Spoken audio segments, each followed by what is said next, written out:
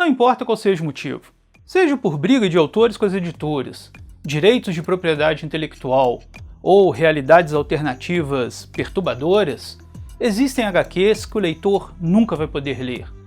Quero falar para vocês de 5 quadrinhos que nunca serão publicados.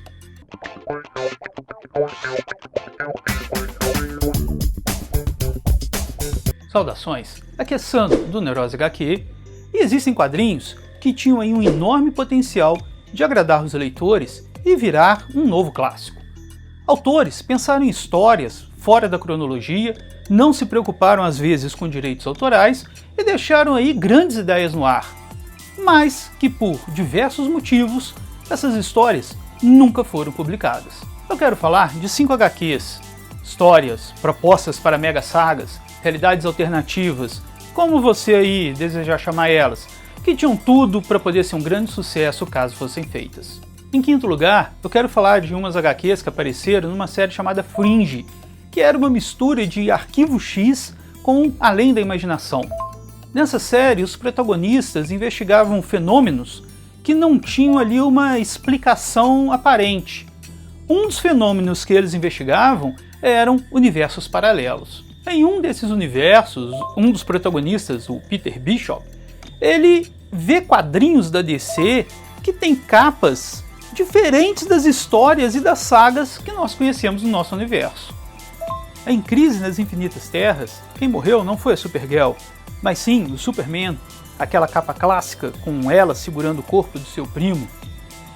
Não temos título nessa outra capa, mas o logo do Batman ensanguentado segue a linha da capa da saga da morte do Superman. A mais sutil mudança foi a cor de verde para vermelho, aí apresentando o Lanterna Vermelho e o Arqueiro Vermelho. E a Liga da Justiça não teria mais como o integrante problemático o Lanterna Verde Guy Gardner, mas sim o pistoleiro do Velho Oeste, Jonah Hex. E a minha capa preferida de todas seria, ao invés de termos Batman, o retorno do Cavaleiro das Trevas, teríamos Superman, o retorno do Homem de Aço. E por que nós nunca veríamos essas HQs publicadas? Bom, a Warner, ela é dona da série Fringe, tal qual é dona da DC, então questões de direitos autorais aí não seriam um problema. Mas eu não acredito que ela mudaria com alguns dos ícones que já existem consolidados no seu universo. Nós já temos Lanternas Vermelhos, por exemplo, e fazer aí uma inversão dessas duas sagas que até hoje vendem encadernados, A Morte do Superman e Cavaleiro das Trevas, poderia ser aí um grande tiro no pé. Em quarto lugar, eu vou falar de outra HQ que apareceu em outra série de TV. True Night é o 10º episódio da 3ª temporada de Criminal Minds. Essa série, ela lida com um grupo do FBI que procura serial killers. Nesse episódio, nós temos um roteirista e desenhista de quadrinhos, o John McHale, que faz sucesso com uma HQ chamada Blue, que é sobre uma androide feminina frequentando uma escola futurística. Mas não é sobre Blue que eu quero falar. Depois de ver sua namorada ser assassinada, Johnny fica com um transtorno pós-traumático e começa a desenhar um vigilante encapuzado chamado de True Night. Johnny encarna o personagem e sai matando bandidos, achando que na verdade são monstros, lobisomens. Sim, o visual das cenas aí que vocês estão vendo são totalmente copiadas de Sin City. Inclusive, Frank Miller é citado no final do episódio. E por que dificilmente veremos aí True Night nos quadrinhos? Bom, ele parece ser uma realidade alternativa de Sin City com uma pegada sobrenatural. Esse episódio passou em 2008 e não chamou a atenção de Frank Miller na época. Dificilmente ele embarcaria nessa nos dias de hoje. E uma polêmica no meu 3º lugar. Será que o Watchmen faria o mesmo sucesso se ela tivesse como título Quem Matou o Pacificador? Bom, nos anos 80, a DC Comics comprou a editora Carlton Comics e aproveitou a Crise nas Infinitas Terras para colocar os personagens dessa editora dentro do seu universo. O mago dos quadrinhos, o Alan Moore, então fez uma proposta para uma história usando os personagens da Carlton Comics, e a história iria se chamar Quem Matou o Pacificador. Dick Giordano, o editor da DC, ele aprovou a ideia, mas vetou o uso dos personagens da Calton porque a DC tinha planos de usá-los aí em algumas histórias e em reformulações. Então Alan Moore resolveu criar os seus próprios personagens, mas baseado nos heróis da Calton que ele queria utilizar. O Dr. Manhattan substituiu o Capitão Átomo, herdando seus poderes quânticos. Ozymandias entrou no lugar de Thunderbolt, que era conhecido como Peter Cannon, 10 vezes mais inteligente que qualquer pessoa e muito rico. O Coruja entrou no lugar de Besouro Azul. Ele não é um meio-deus como o Capitão Átomo, nem tão cerebral quanto Thunderbolt. Ele é um homem comum que faz coisas extraordinárias. Sai o Questão e entra Rorschach. Questão era um personagem radical, linha dura, verdadeiramente obcecado, tal qual Rorschach depois. E o comediante substituiu o Pacificador, um herói que trabalhava para o governo e que, após uma descoberta, acaba morrendo, e assim criando a premissa dessa proposta. Quem matou o Pacificador? Spectral seria originalmente a Sombra da Noite, o único elo humano para o Capitão Átomo, e a sua presença ia mexer ali com a cabeça e os sentimentos do Capitão. Algum tempo depois, o próprio Alan Moore concordou que funcionou muito melhor para a história ele criar os seus próprios personagens, ter ali o seu próprio universo, uma caixinha de areia para ele poder brincar, porque ele pôde levar as coisas para umas situações políticas, psicológicas e sexuais que provavelmente alguém em algum momento ia limitar sua criatividade.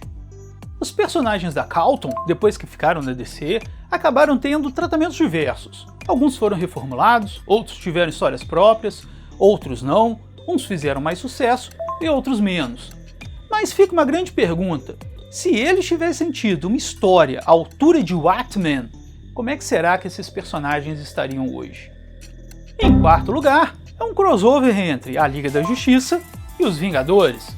Você deve estar pensando assim, não, peraí, eu já li esse crossover, foi publicado mais ou menos ali em 2002 pela Panini.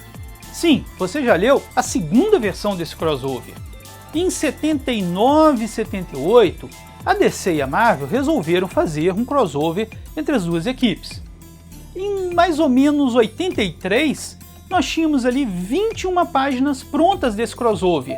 Eles foram desenhados pelo George Pérez e os roteiros foram feitos por Gerry Conway. Mas atritos criados por Jim Shooter, o editor da Marvel, acabaram levando ao fim total do projeto. E essas páginas feitas, que fim levaram? Aí entra em cena o controverso Rob Liefeld, o rei das proporções do Capitão América. Ele comprou essas páginas e já chegou até a ameaçar publicá-las. É claro que ele também foi ameaçado com grandes processos em relação a isso. Então ele pegou essas páginas e exibiu em exposições pelos Estados Unidos. Essas páginas circulam aí livremente na internet. Nessas páginas dá para ter aí qual que seria a ideia desse crossover. O vilão Kang da Marvel e o Senhor do Tempo da DC vão para o início dos tempos e tentam redefinir a história criando uma única Terra, uma Terra totalmente unificada com as duas editoras. Bom, esse novo mundo seria criado ou a imagem de Kang ou a imagem do próprio Senhor do Tempo, dependendo de quem vencesse a disputa. Kang usa os Vingadores e seus agentes dizendo que a Liga da Justiça são na verdade vilões, e o Senhor do Tempo faz a mesma coisa com a Liga da Justiça.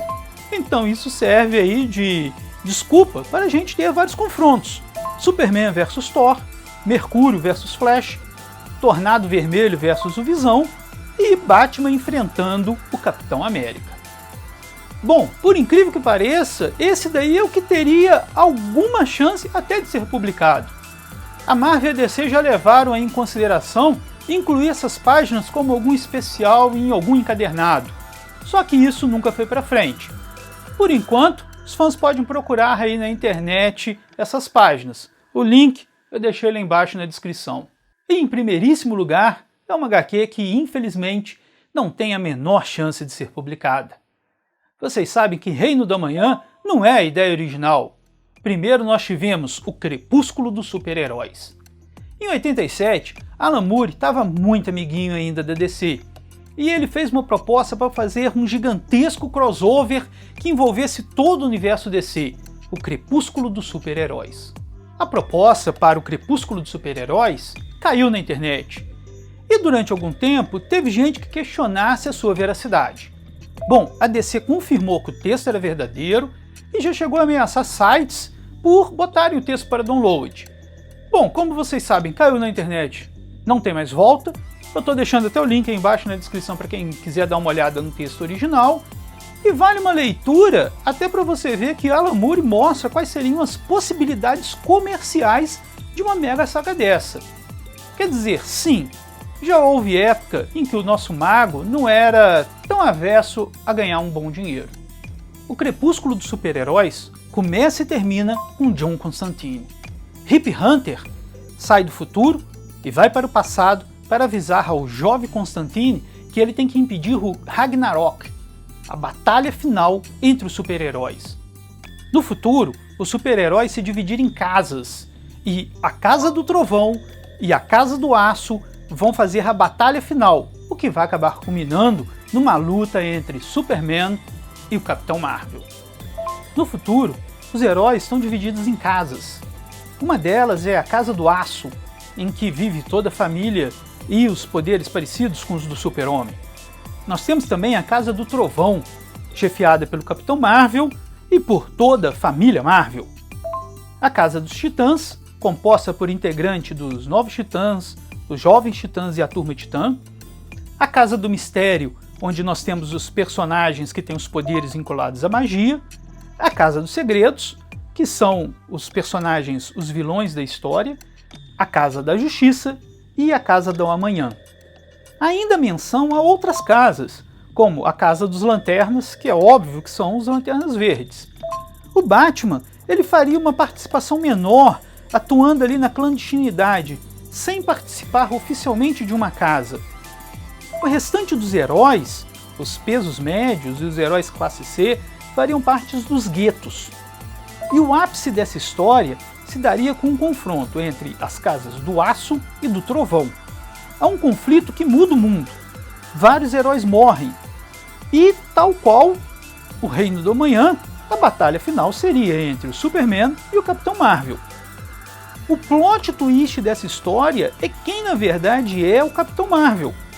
Também, tal qual o Reino do Amanhã, esse personagem teria uma participação muito importante e provavelmente o seu destino final é que foi o motivo da DC ter esquecido a proposta e ter pensado em fazer alguma coisa mais leve depois. E o final assombrante do Crepúsculo dos Super-Heróis é que o verdadeiro Capitão Marvel está morto. Bom, o Alan Moore ele deu uma pegada bem ao estilo de Miracle Man. O Capitão Marvel ele passa quase todo o tempo com a sua versão poderosa e nesse meio tempo Billy nunca cresceu, mas ele nunca cresceu fisicamente, a sua mente é de um homem adulto. E com essa dicotomia ele acaba procurando uma forma de se extravasar sexualmente. Então ele acaba ficando adepto de clubes de sadomasoquismo. E num deles, ele é amordaçado e descobre que a mulher que ele estava tendo encontro era na verdade o Caçador de Marte, que quebra o seu pescoço e toma o seu lugar, fomentando cada vez mais o conflito entre a Casa do Trovão e a Casa do Aço. Bom, não é à toa que a DC deu uma leve engavetada nesse projeto e pensou em alguma coisa mais leve posteriormente. Como também Alan Moore acabou brigando com a DC Comics, esse projeto então foi totalmente enterrado. Somente muitos anos mais tarde é que a DC faria Kingdom Come, o Reino do Amanhã, em que chamou ali Mark Waid para poder fazer os roteiros e Alex Ross para poder fazer os desenhos. E aí nós temos uma história que você vê que tem alguns pontos muito parecidos com a proposta de Alan Moore para o Crepúsculo dos Super-Heróis. E qual seria o veredito então? Bom galera, é uma pena que nós nunca vamos ver essas revistas serem publicadas. Confesso para vocês que no caso de Watchmen, eu prefiro a versão do jeito que tá. Eu não consigo olhar para a revista e imaginar outros personagens que não sejam aqueles. Mas também confesso para vocês porque eu tenho uma enorme curiosidade de ler O Crepúsculo dos Super-Heróis. Bom, quem sabe aí num universo paralelo essas histórias não tenham sido publicadas. Bom, galera, o que você achou? Concorda aí que essas histórias nunca seriam publicadas? Conhece outras também? Comenta aí embaixo pra gente bater um papo. Quero mandar um abração aí para todos os parceiros. Caso você não seja assinante do canal e aguentou assistir esse vídeo até o final, assina aí, clica no sininho para você receber as nossas notificações. Um abração para todos e fui!